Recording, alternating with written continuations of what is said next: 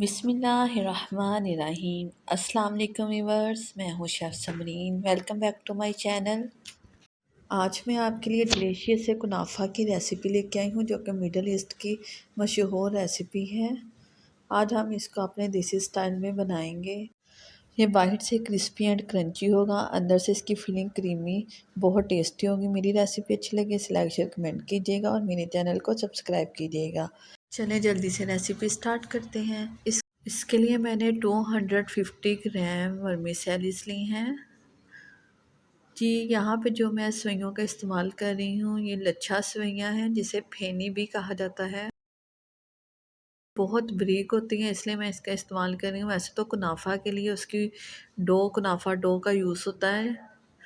अगर वो आपके पास अवेलेबल ना हो तो हम इसको वर्मीसेली से भी, फेनी से भी बना सकते हैं, या जो रोस्टेड सवैयाँ आती हैं, बारीक सवैयों का भी आप इस्तेमाल कर सकते हैं।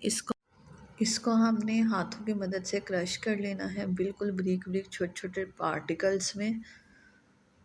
जितना भी ये बारीक आप क्रश कर सकते हैं, इसको कर लेना है जी। यहाँ पे एक कढ़ाई में मैं 2 टेबल स्पून जितना मक्खन ऐड कर रही हूँ। मक्खन यहाँ पे मैंने कम ही लिया है, क्योंकि फेनी में भी घी होता है। इसे बनाने के लिए या तो आप घी का इस्तेमाल कीजिएगा या बटर का इस्तेमाल कीजिएगा। ऑयल ना इस्तेमाल कीजिएगा, फिर उसकी स्मेल आएगी। बस जैसे ही मक्खन मेल्ट हो जाए, इसमें हम क्रश की हुई सवैयाँ ऐड कर देंगे जी। यहाँ पे फ्लेम हमने बिल्कुल लो रखना है, आंच को हमने तेज़ नहीं करना, नहीं तो जो सवैयाँ हैं वो यकदम से जल जाएंगी। बस हमने लो फ्लेम पे ही इसकी भुनाई करनी है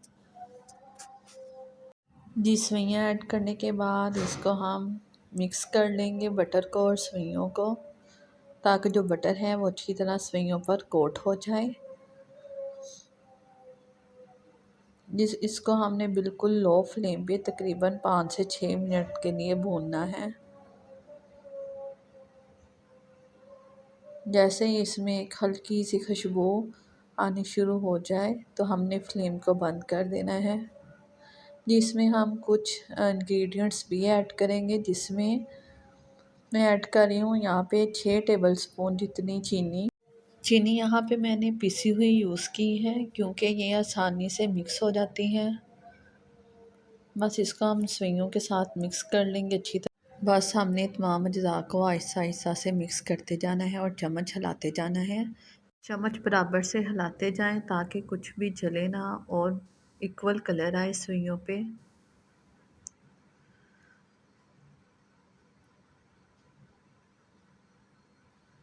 जी। अब मैं इसमें 3 टेबल स्पून जितना मिल्क पाउडर ऐड कर रही हूँ।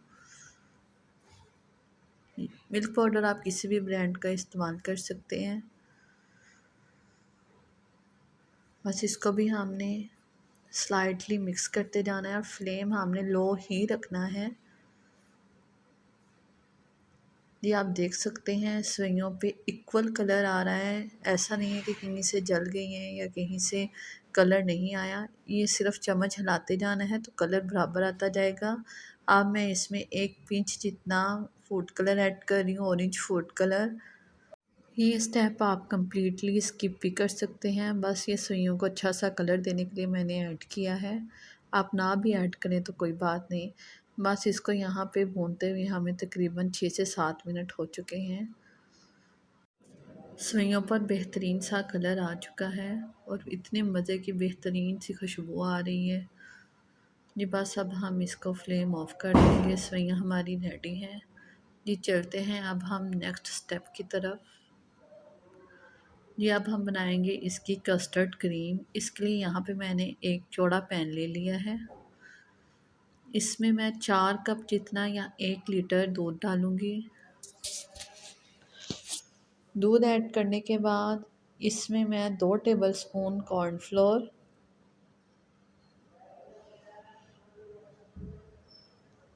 ऐड कर रही हूँ जी। इस चीज़ का ख्याल रखिएगा कि फ्लेम आपका ऑफ होना चाहिए। दूध यहाँ पे ठंडा है, ठंडे दूध में ही मैं ये इंग्रेडिएंट्स ऐड कर रही हूँ। यहाँ पे 2 टेबलस्पून जितना ही मैंने वनीला कस्टर्ड पाउडर लिया है ये ऐड करने के बाद मैं एक हैंड विस्कर लूँगी उसकी मदद से इसको अच्छी तरह मिक्स कर लेंगे। फ्लेम हमने अभी तक ऑन नहीं किया, फ्लेम हमारा ऑफ ही है।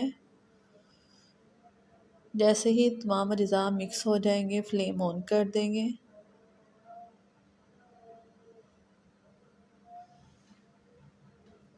इसको अच्छी तरह मिक्स करना ज़रूरी है ताकि इसमें लम्स ना बने। ये यहाँ पे मैं आधा कप जितनी चीनी इस्तेमाल कर रही हूँ। चीनी ऐड करने के बाद हमने इसको मिक्स करते जाना है और पकाते जाना है। फ्लेम हमने लो ही रखना है। यहाँ पे मैं आधा कप जितनी मोज़रेला चीज़ ऐड कर रही हूँ। मोज़रेला चीज़ या तो आप क्रश यूज़ कीजिएगा, यहाँ पे मेरे पास नहीं थी इसलिए मैंने ऐसे ही ऐड कर ली। तो इसको मिक्स होने में टाइम लगेगा।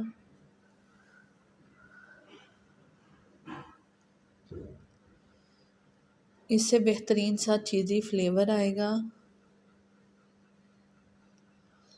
बस हमने स्पून को हिलाते जाना है ताकि लम्स ना बने और बेहतरीन सा हमारा कस्टर्ड क्रीम रेडी हो जाए। ये चीज़ मेल्ट हो चुकी है और क्रीमी कस्टर्ड भी गाढ़ा हो रहा है। बस हमने इसको 3 से 4 मिनट पकाना है कि इसका कच्चापन जो है ख़त्म हो जाए। आप इसको टेस्ट भी कर सकते हैं। इसको रिच फ्लेवर देने के लिए यहाँ पे मैं क्रीम ऐड कर रही हूँ आधा कप। इससे बहुत ही ज़्यादा क्रीमी फ्लेवर आएगा और टेक्सचर आएगा। बस इसको हमने अच्छी तरह मिक्स कर लेना है।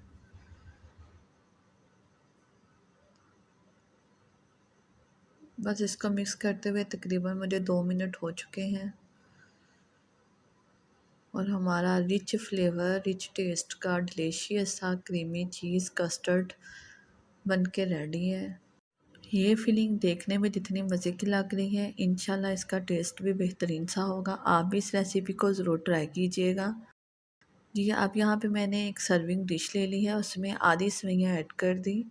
सेवइयाँ ऐड करने के बाद यहाँ पे आप कोई भी चपटा ग्लास या आप कोई भी कटोरी ले लें और उसकी मदद से इसको हम फ्लैट कर लेंगे दबा दबा के।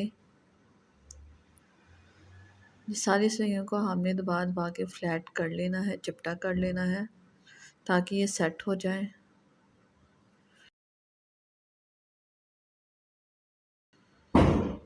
इसकी बेस आप देख सकते हैं कितनी मोटी मैंने लेयर लगाई है।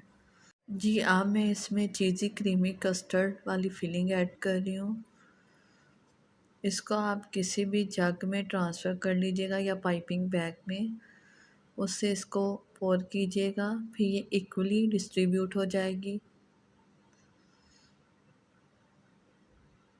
बस हमने सारी जो फिलिंग है इसमें ऐड कर देनी है।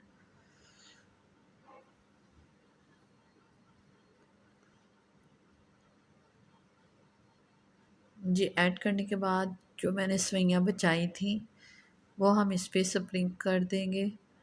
बस हमने इस पे डालते जाने हैं हल्के हाथ से सेवइयाँ ताकि जो फिलिंग है वो बिल्कुल भी नज़र ना आए और सेवइयों की तह लग जाए। जी, हमारे जो एरियाज़ में इसको नवाबी सेवइयाँ भी कहा जाता है। आपने इस रेसिपी को ज़रूर ट्राई करना है। ये ईद स्पेशल रेसिपी अपनी मीठी ईद पे ज़रूर बनाइएगा और अपने फ्रेंड्स रिलेटिव्स के साथ ज़रूर शेयर कीजिएगा। इंशाल्लाह मेरी ये रेसिपी आप बनाएं बहुत ही टेस्टी बनेगी। बस हमने सेकंड लेयर भी लगा लिया है और इसको प्रेस कर लेना है हल्के हाथ से। ये सेवइयाँ सेट हो चुकी हैं। इसको हम 1 घंटा के लिए रूम टेम्परेचर पर छोड़ देंगे। इसके बाद इसकी कटिंग कर लेंगे। कटिंग करने के बाद यहाँ पे मैं पिस्ता पाउडर ऐड कर रही हूँ। आप चाहें तो इसमें कुछ आलमंड्स वगैरह भी गार्निशिंग कर सकते हैं। ये ऐड करने के बाद इसको हम सर्व करेंगे।